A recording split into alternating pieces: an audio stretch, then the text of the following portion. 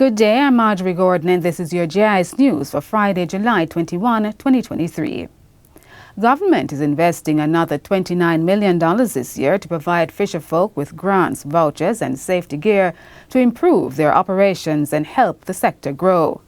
The money is being allocated through the Fisheries Sector Production Improvement Program. Portfolio Minister Floyd Green made the announcement in a statement at the House of Representatives on Wednesday. Madam Speaker, what we're trying to do using our fisheries incentive program is to incentivize the professionalization of the fisheries sector. And as such, our first grant, which will be to the tune of $10,000 each, targeting 400 fishers who operate fishing vessels, is an outboard motor fuel grant.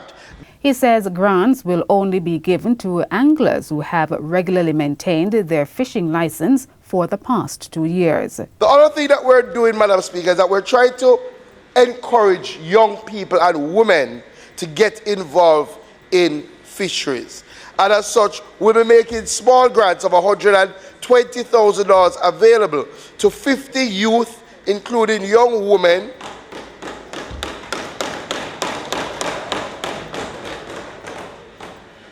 who are operating in the fisheries industry. This has a budget of $6 million and individuals must submit a proposal outlining how they intend to use the grant in developing their business.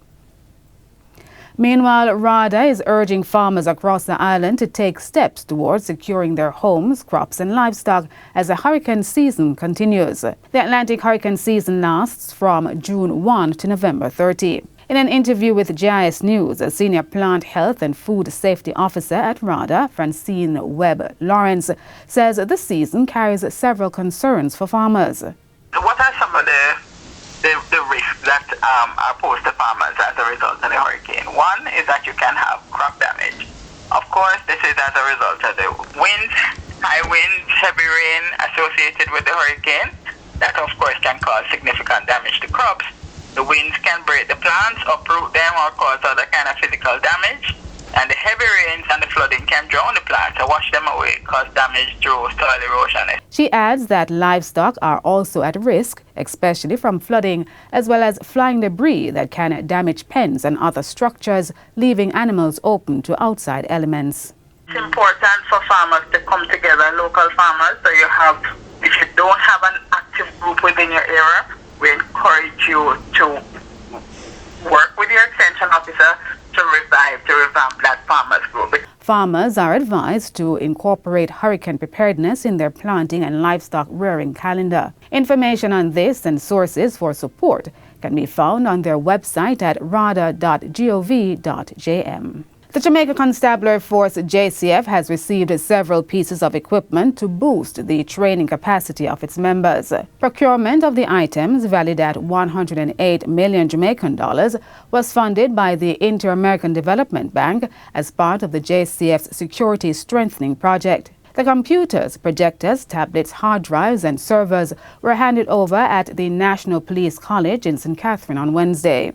The equipment will also support the case management system and rollout of the station records management system to eliminate the station diary books. National Security Minister Dr. Horace Chang says the security strengthening project has been able to accelerate the force's modernization process through digitization. The digitizing policy of operation is the defining feature of the 21st century policing. While its benefit cannot be overstated, the process does not merely refer to purchasing modern equipment for the police. It requires a plan of action, committed partnership, and unwavering political will. Police Commissioner Major General Anthony Anderson says the advanced training with the equipment will allow for smoother integration of new recruits. Once we train people here, then we don't have to retrain them when they get to the station. We can focus our external training on the persons who are already in stations and in formations. The government is providing a 2-year payment relief of bauxite production levy to Windalco. Minister of Finance and the Public Service, Dr. Nigel Clark, told Parliament this week that the government made the decision after assessing the challenges faced by the company. The agreement is that during the period of the waiver, the jobs at Windalco will be maintained. Additionally, Madam Speaker, during this period of the waiver, Windalco has committed to producing alumina in terms of volume at a level that is 10% higher than what was produced in 2022. He said government would be revising the bauxite production levy regime during the 2-year period to make Jamaica more competitive in the industry. The waiver for Windalco in respect of the bauxite levy is about jobs and it is about foreign exchange. In light of current circumstances, it's about looking at the bigger picture and preserving relatively high-paying jobs in Jamaica. The Mandeville Comprehensive Health Center has been upgraded to offer improved services.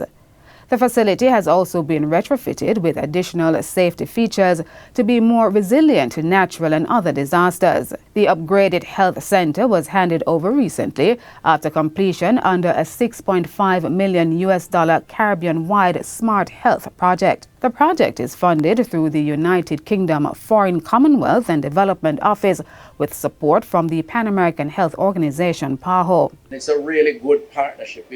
This smart facility, of course, with the technical support of and standards that PAHO provided, the guidance, PAHO WHO, really has created people and government of Jamaica, Pan American Health, WHO, and of course UK Aid, the British government and people, what is a model that we want to standardize across the length and breadth of Jamaica and our public health system.